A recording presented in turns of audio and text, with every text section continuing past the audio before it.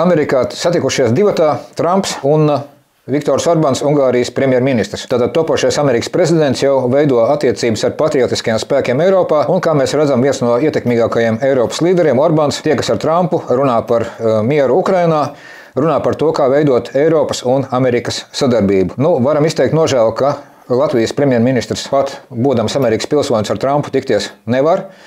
Bet Ungārijas premjerministrs var, un tādā veidā Ungārijai faktiski ir priekšrocības gan Eiropā, gan arī attiecībās ar Ameriku un attiecībās ar tiem spēkiem Amerikā, kuri tagad pārliecinoši gatavojas uzvarēt prezidenta vēlēšanas un izbeigt karu Ukrainā. Te mēs redzam absolūti diametrāli pretējas pozīcijas. Orbāns un Trumps viņi vēlas šo karu pārtraukt. Savukārt Latvija kopā ar Franciju paziņo par gatavību sūtīt spēkus uz Ukrainu, vispār jau var teikt sākt karu ar saviem kaimiņiem.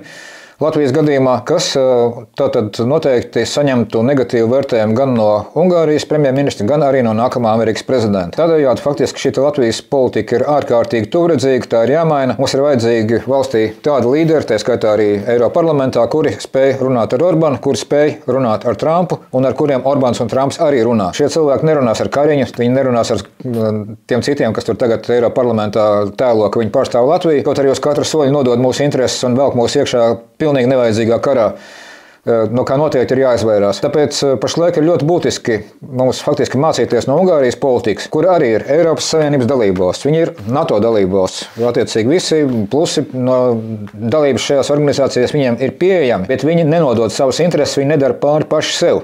Un tā ir tā būtiska atšķirība starp Ungāriju un Latviju. Un mēģināsim, es piedāvāju, un mēs faktiski visas centra partijas sastājas saraksts, mēs piedāvājam tuvināties šim te Ungārijas modelim, kad patriotiska politika, tā ir politika mūsu interesēs, nevis svešās interesēs.